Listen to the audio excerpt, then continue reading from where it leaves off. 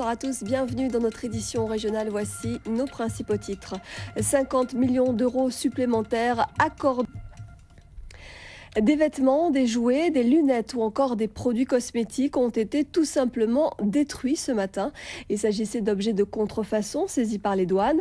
Il faut savoir que la contrefaçon représente 5 à 7% du commerce mondial et qu'elle représente un danger pour le consommateur, tant sur le plan de la santé que de la sécurité. Les précisions avec Aurélie Ménel et Paul Labéca.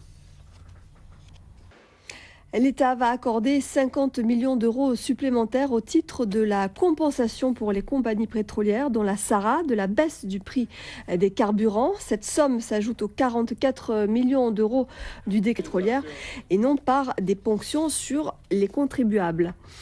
En Martinique, le personnel de la SARA réuni en intersyndicale a convié la presse ce matin pour expliquer son point de vue. Après les récentes déclarations de Marie-Luce Panchard, c'était sur notre antenne, elle avait évoqué la fermeture de la raffinerie en Martinique afin qu'elle devienne, comme en Guyane et en Guadeloupe, un site de stockage. Plus de 200 emplois seraient alors menacés en Martinique, 22 en Guadeloupe et 24 en Guyane. Selon le personnel, l'activité de raffinage peut continuer tout en maintenant les emplois et faire appel à des raffineries extérieures ne permettrait pas de réaliser des économies. Les explications de Catherine Gognier et William Zebina. En marge de cette affaire, un autre dossier suit son cours, celui des stocks stratégiques de carburant, des stocks notoirement insuffisants tant en Guadeloupe qu'en Martinique.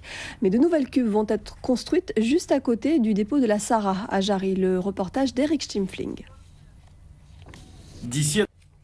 En bref, la rencontre qui devait réunir aujourd'hui le LKP et les élus à Gourbert a été ajournée. Victorin Lurel avait annoncé qu'il ne viendrait pas. Il n'avait pas accepté la formulation du LKP qui avait utilisé le terme de convocation.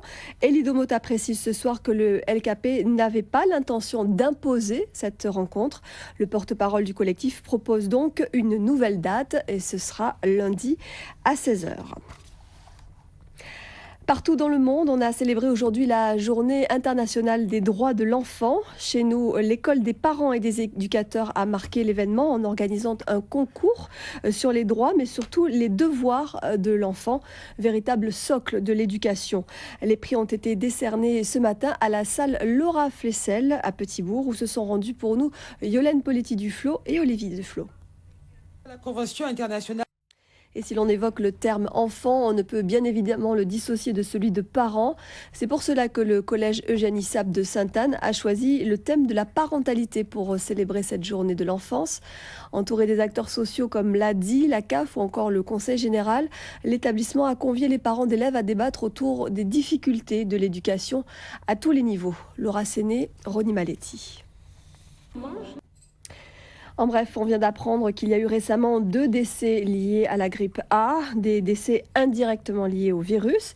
Les 2 patients ont été hospitalisés au CHU de Pointe-à-Pitre, l'un le 17 octobre dernier, l'autre le 11 novembre.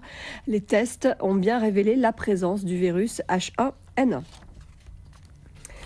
Santé à présent avec ce rendez-vous incontournable pour tous les spécialistes, les journées du collège de gynécologie obstétrique et de périnatologie de la Guadeloupe. Au gosier, parmi les thèmes abordés aujourd'hui, on s'est penché sur l'orthopédie pédiatrique. Le point avec Paul Henriscol et Daniel Quérin.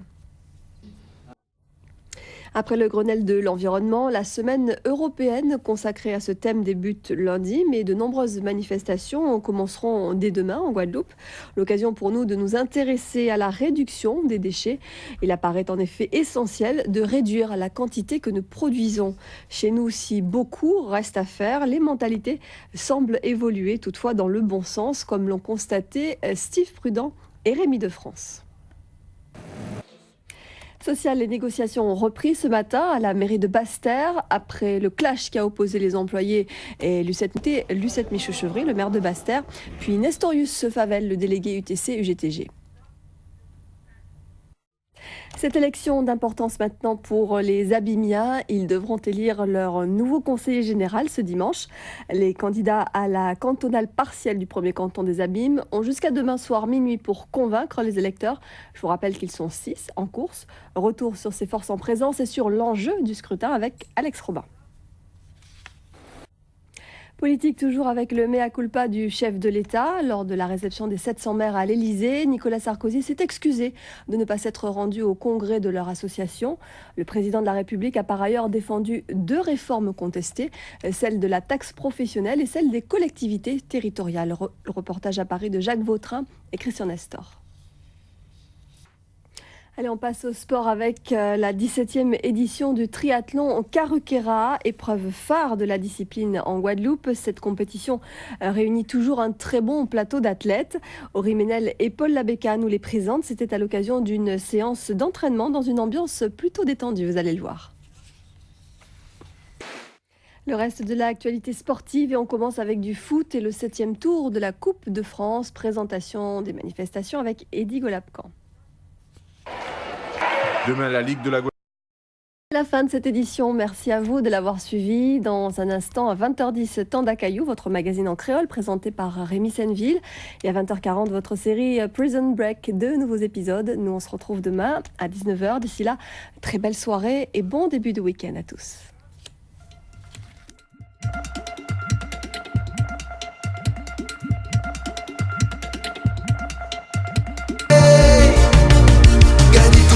Jodi nou ka mande, mani pa mani geton